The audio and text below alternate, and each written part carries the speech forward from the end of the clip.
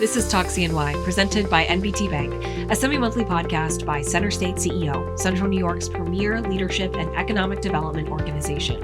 Join us as we meet the people and explore the projects driving the regional economy forward.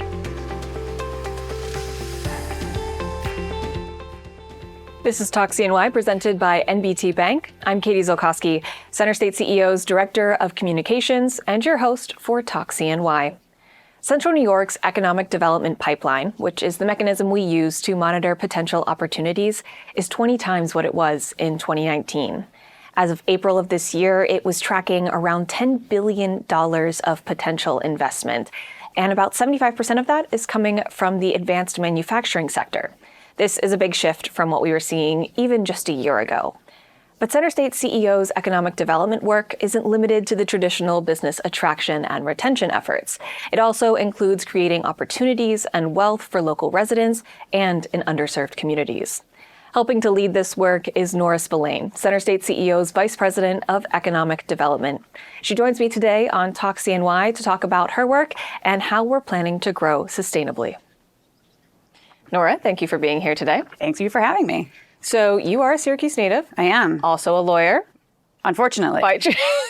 By trade, not technically now here in this role. No. But so I'm guessing when you were figuring out what you wanted to do, economic development, vice president was at the top of your list, or maybe even on your radar. Yeah, I didn't know what it was. Yeah. So how did you get here and why have you stayed? I was, like you said, I grew up here. I was really lucky after college. I had an amazing job where I got to meet a lot of cool people who are doing public service and doing it at like an excellent level. And I was like, all right, I should go to grad school and do something cool like that. And I did. And I lived in a bunch of places around the country and ended up coming back here after I finished grad school. The economy had tanked, as it does, and found a job at the Onondaga County Economic Development Office. And I was like, oh, hey, this is, one, super interesting, but it's a nice combination of communications, which I had done a little bit of, and public policy, which I had done some of, and oddly, a little bit of the lawyering. So it was like this perfect mishmash of my skills. Plus, it's just really interesting, cool, fun work. And I worked with great people. I've always worked with great people, so that's been great.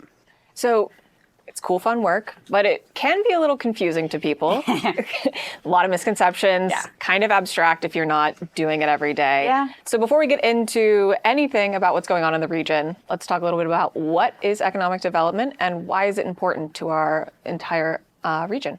You know, at its core, economic development is really about making a community that people want to live in and invest in. And those are good things you get to work on.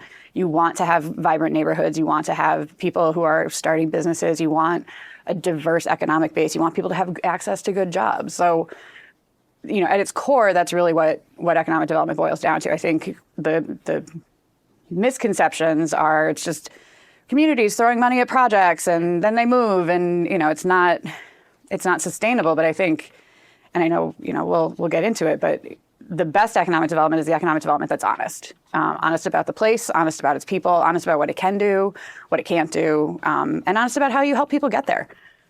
And I mean, as someone who grew up in Syracuse, I'm sure that informs the work you do now. Yeah, it's nice to have that in the background. I know what it was like here in the 80s. People wanted to get out. People wanted to leave. And that was the thing to do because we'd kind of missed the boat as a community.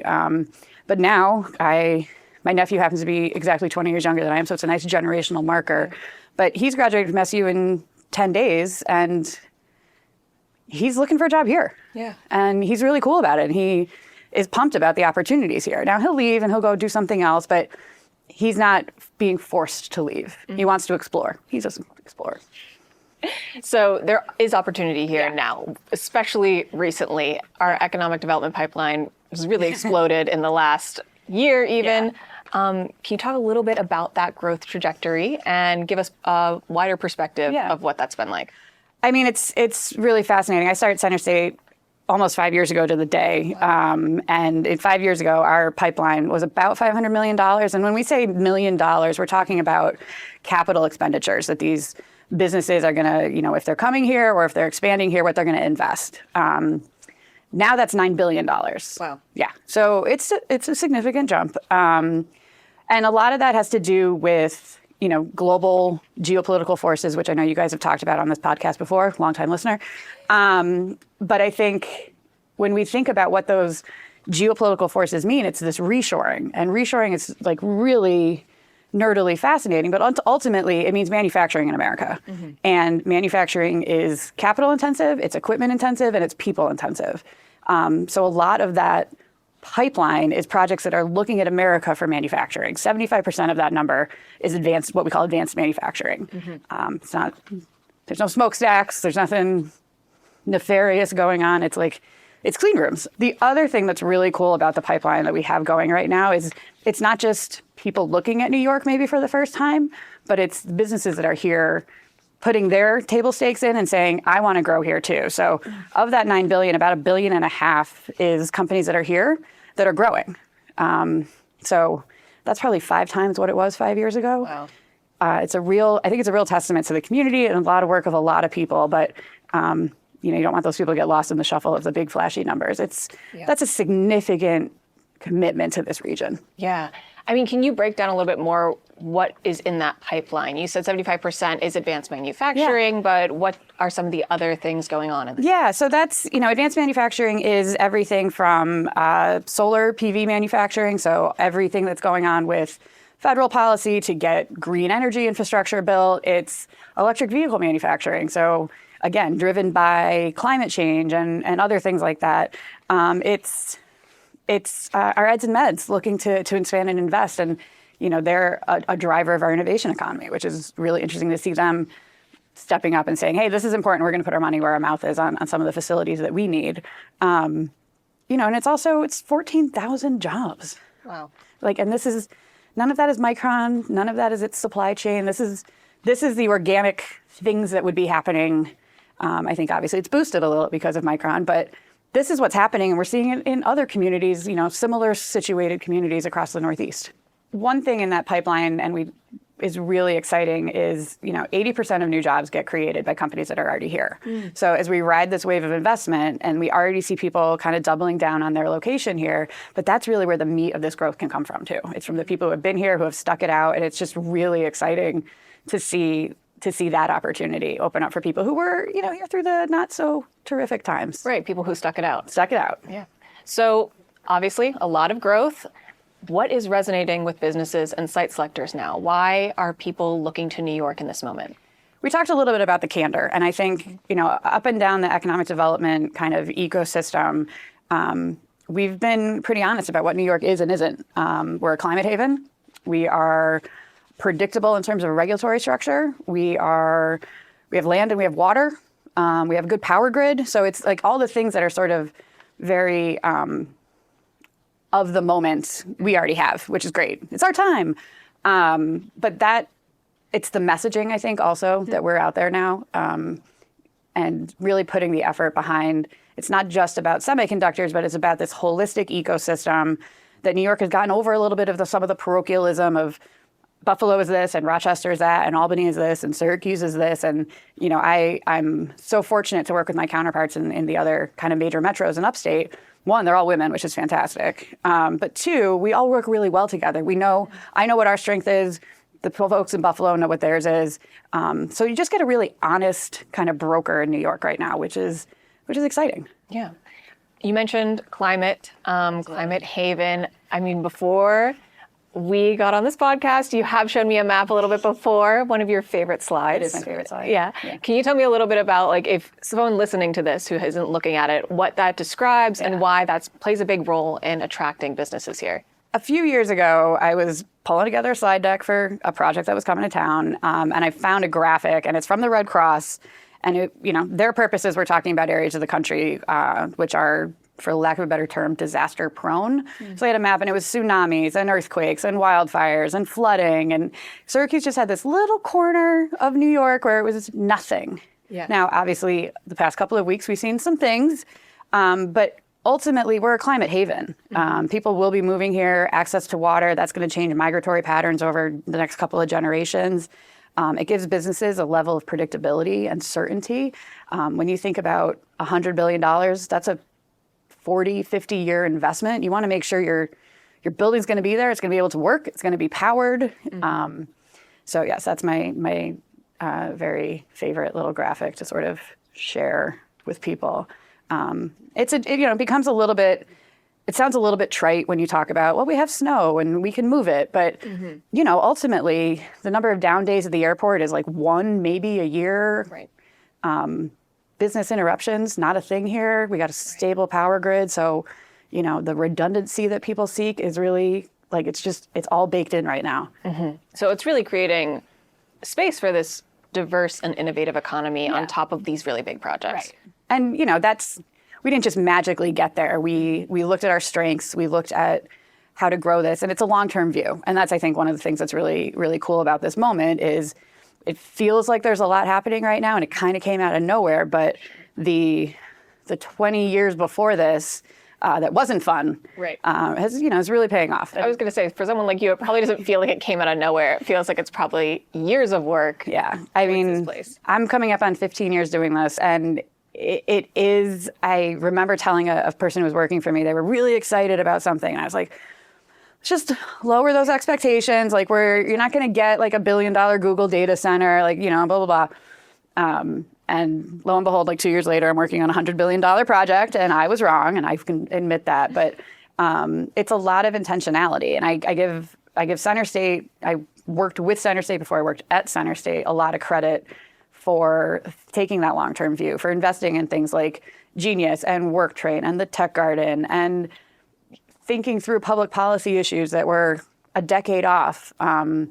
It's not the most glamorous work always. And you don't always get to stand in front of the podium and like say how great you did, but it's the important work that makes this really all get done.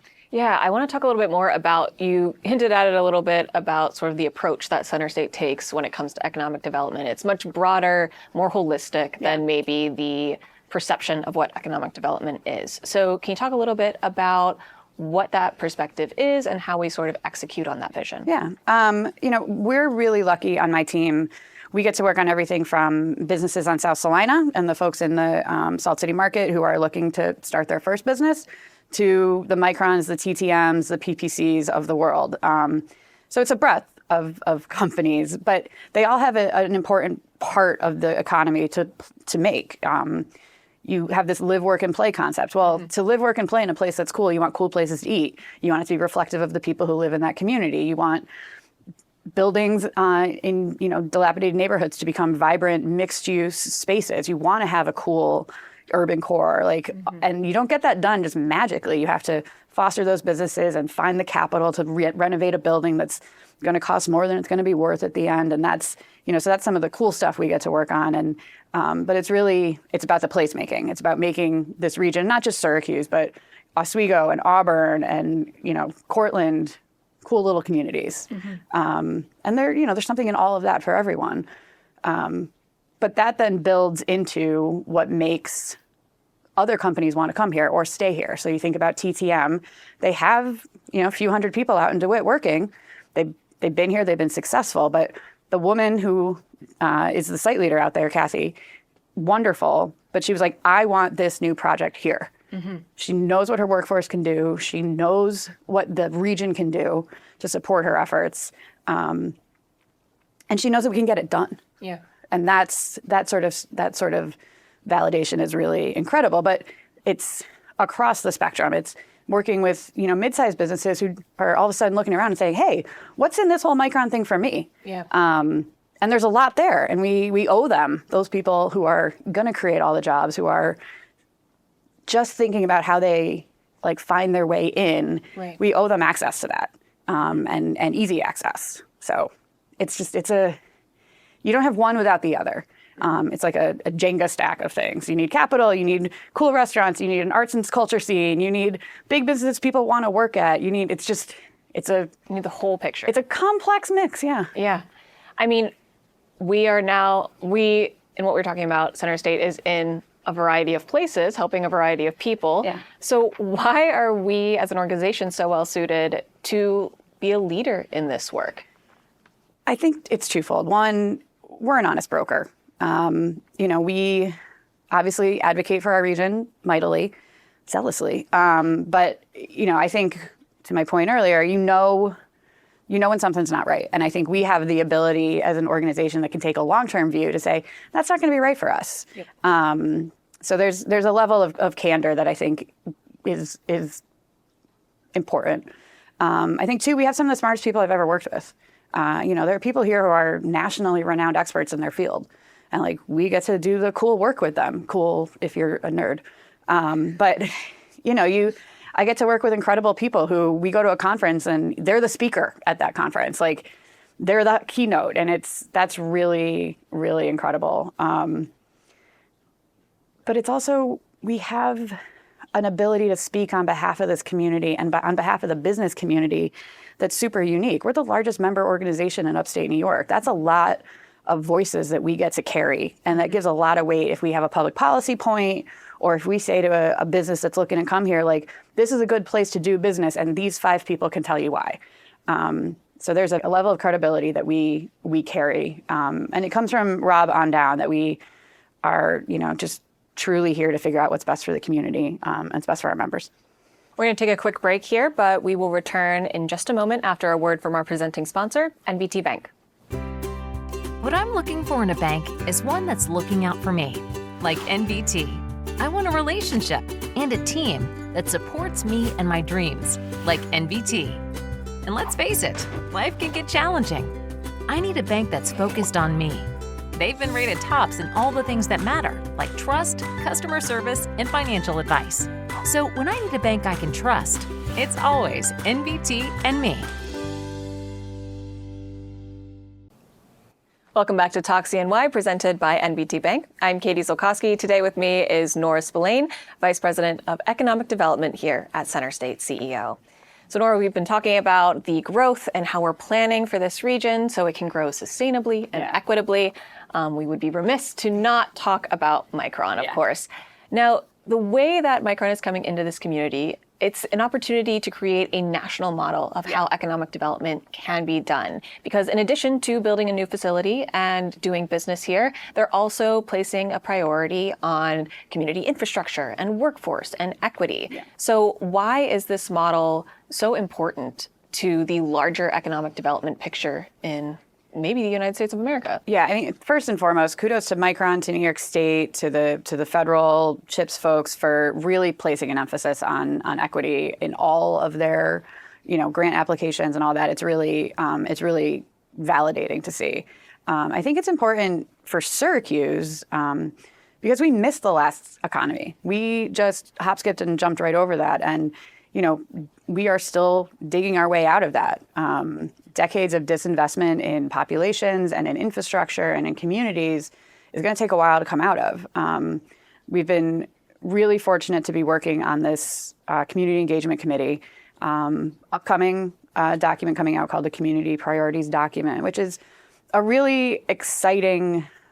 been a really exciting process. We've done a lot of community engagement. We had some terrific community members serving, giving their time, some great folks that we worked with. But the thing that's really exciting is hearing the voice of the community say what they want to see prioritized. It's not here's an action plan that you can put on a shelf and 14 years later you'll be like, oops, we didn't do any of that. It's really about saying, here are the priorities that we see, and then throwing that back to the community and saying, how do you see this getting fixed? And giving folks the tools of data and strategy and resources. I mean, I think most important out of all of that is resources. Micron has committed $250 million. New York State's committed $100 million. We're all looking to fundraise and get more money. And it's not just about that money. It's about the broader validation that this document and what the community has said can bring to other things. So you might go to a national funder and say, hey, I want to do this in Syracuse, and here's why, and here's all the data that backs it up. Also, 1,200 people said that they wanted to see this too. So it's been a really exciting process, but it's also giving us the tools to not leave people behind, to listen, to hear what they're saying, to not tell people what we think they want to hear, but to have some pretty honest feedback. Yeah, I bet. What has been some of the feedback, the big themes that have come up in some of these community engagement sessions? Yeah, I mean, it's everything you've seen in the news. It's housing, it's childcare, it's workforce development, and we're workforce development is everything from K-12 education to PhDs, and what you do in K-12 to get people to understand what a microchip is and how does that impact their daily life and what does the manufacturing process look like. That's a giant project in and of itself, let alone replicating that across, tens of thousands of students across all of New York State so that in 10 years they can go work at Micron or Global Foundries or pick your fab. Childcare, huge. I think the pandemic taught us a lot of lessons about women in the workforce, and making sure that there is access to good, quality, affordable childcare. The states put some tax credits in place for their business incentives that they kind of plus up if you add some childcare. So there's, they're moving the needle, but ultimately it's a supply and demand. We have too much demand and not enough supply. And how do you support, they're small business owners too in some cases. How do we support them? And small business access across the board, just making sure that the small businesses, and particularly those that might be BIPOC owned or come from disadvantaged founders, get the opportunity to get in line. It's going to be really fascinating to work with the Microns and the bigger suppliers and help them understand what it's like to be a small business that's working with them. I might not have the kind of cybersecurity you need. I might not have the bonding capacity as a contractor. So how do we match make those opportunities with the resources they do need? So that came up a bit too. It covered a lot of ground. I was going to say, it's probably a lot of complex intertwining things that all came together. I haven't done this much policy work in a long time. Yeah. Brought you back to the old days. Yeah.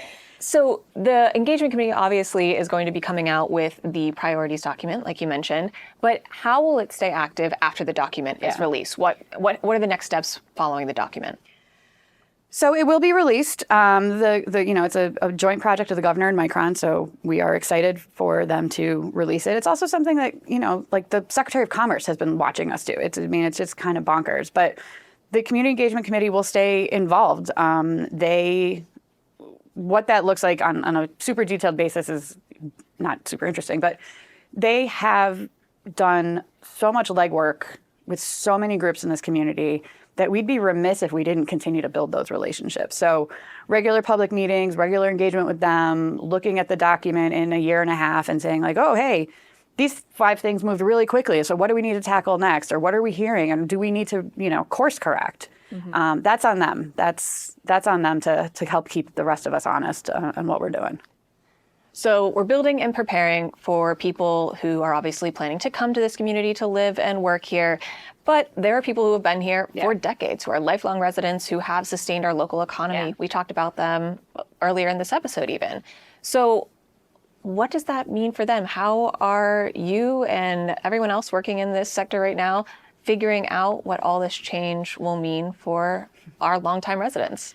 Thanks for asking the question. It keeps me up at night. Yeah. But I think people hear a lot of things. You hear the Micron, you hear the Community Engagement Committee, you hear about tech hubs, you hear about all these things and grants and money and designations and, what does that really mean? So just rephrasing your question to you. But ultimately what it means is collaboration. None of this can get done in a vacuum. And I think that's something that, I think CenterState is really good at kind of driving and making sure people know. But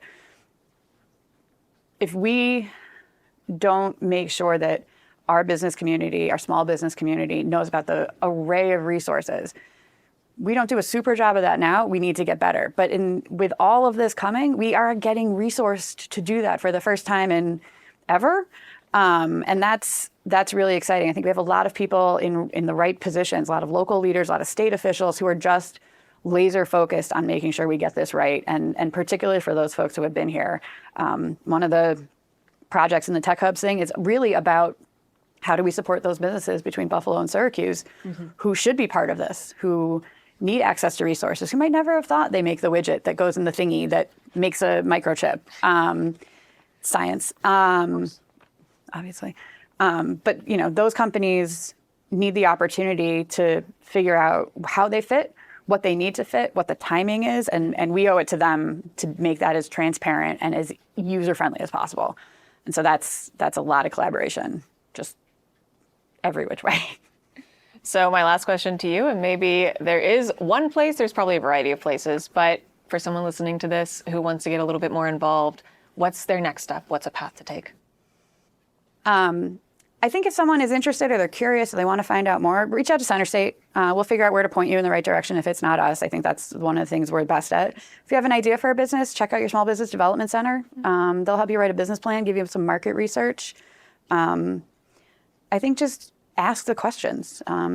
We're a good place to start. We're not the only place to start, but I'm going to give my team a plug that they do a great job of helping people figure out where they need to go and what they need and how to get them up and running. So Absolutely. Go team. Nora, thank you so much for being here today. Thanks for having me. Of course. CenterState CEO's podcast, Talk CNY, presented by NBT Bank, is available on clickcny.com and all major podcast platforms. After each episode, you can join us on Click, where we'll continue to talk about this topic and provide additional resources and links. In Click, you can listen to or watch every episode of Talk CNY. Click is CenterState CEO's digital chamber platform, where our members connect, learn, and receive support from our staff. For new episode reminders, be sure to subscribe in your favorite podcast listening app. If you're enjoying Talk CNY, consider leaving a quick review or a 5-star rating.